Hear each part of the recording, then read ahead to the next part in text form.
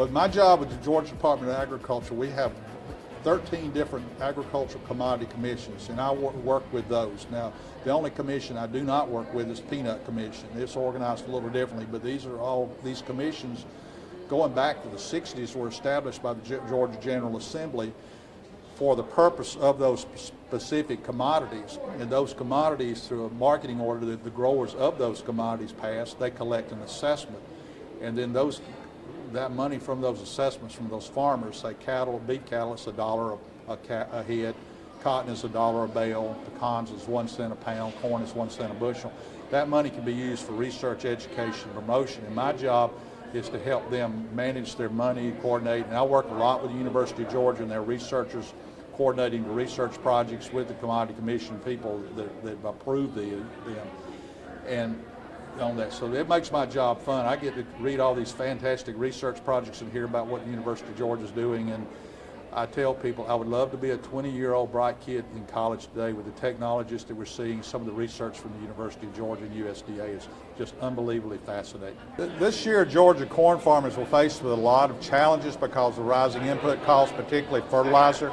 Fertilizer costs have gone up 40 to 50, sometimes 70%. So a lot of farmers were looking at input costs, but that's pretty much the case with every crop they're planting, because if they're buying those products.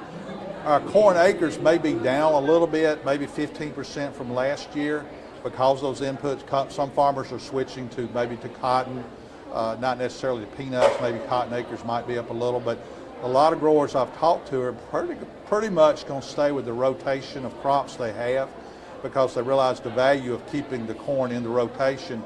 And farmers that have grain storage or access to grain storage can grow corn and store it and then take advantage of some forward contracting markets. So it's going to be good. Now, we're a little later planting this year because of the cooler weather, which is not all bad, because typically we get dry in May and early June, and the non-irrigated people, by being later, maybe can get past that and get in that critical pollination stage. When that'll come along, the rain will come along when they're in that critical pollination stage. So I think we got a good crop, and we've got some excellent corn growers in Georgia that are really working hard on improving yields and their quality of crop. And the corn is very important in Georgia because most of our corn here does go into the poultry industry to feed all these chickens that we grow in Georgia, and then we grow a lot of corn for corn silage for our dairies as well. Normally South Georgia they would start planting in February, but now they start really more toward the 1st of March. But the cold weather has slowed them down.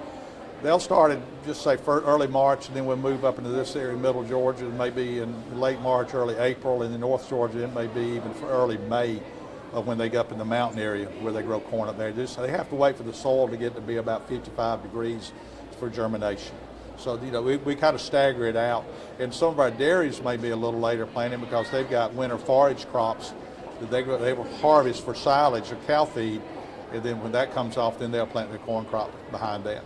The corn that most people eat, you go to the farmer's market, the grocery store, you see there where there's yellow, white, or bicolor corn is a different type of corn than most of our farmers grow. Now, we grow about 25,000 acres of sweet corn in Georgia. Most of that is in southwest Georgia. There's a little bit east of I-75, but the bulk of it is Mitchell County, Decatur County, Seminole County, in that area.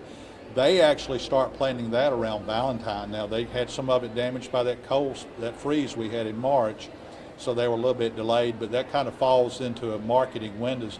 They'll start harvesting that corn late May, getting ready for Memorial Day, and they'll harvest that through early part of July. They really want to target that July 4th market, but that is more of a specialty corn. That corn does not get used for livestock feed because it is a smaller ear, different type of grain. It's grown for consumption and cooking, having when you have hamburgers and chicken and stuff on the grill in the summertime. Last year, we probably had somewhere in the neighborhood of 450,000 acres of what we call traditional field corn. This year, I'm thinking it may be around 380, maybe 400,000. Some farmers are still planting and trying to plant that. It's going to be down some, and as I said earlier, some of it's due to input cost. This year is an expensive year to farm. I mean, fuel, fertilizer costs, chemical availability. is a problem. And then the big ethanol plant down in Pelham that used a lot of corn closed 2 years ago.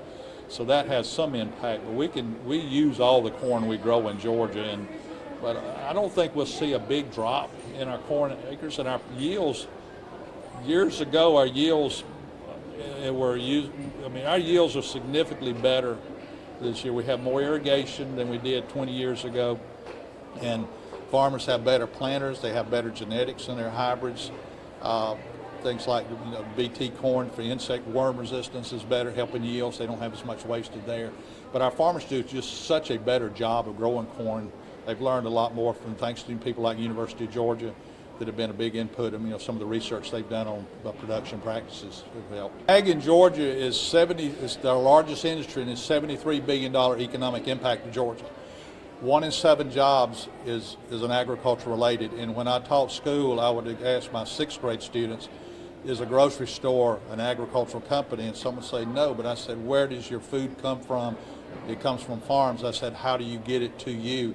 It's through the grocery store. And one of the things I would like to do is I would take an Egg McMuffin and separate it, and we would talk about all the different jobs, from the bread, the cheese, the eggs, the meat, all the different jobs, and we'd have the whole board, and how many people does it take to make an Egg McMuffin, and talk about all these different jobs. People take for granted in this country that food is always available, and we saw some problems in the pandemic, and even today there's some food products that are some shortages in stores, and sometimes it's not shortage of the product, it's shortage of either the processing or the packaging that's the problem. But we've never really, since the Depression, worried about hunger in this country. Now, there are food deserts and some people struggle, but food availability for the mass population is here.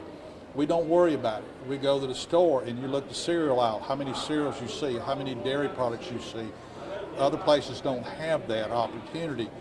And it's thankful that the farmer and the agricultural industry and research where we are today. We have gone where a farmer used to feed 100 years ago would feed his family and a few other people. Now farmers feeding 170 or 80 people,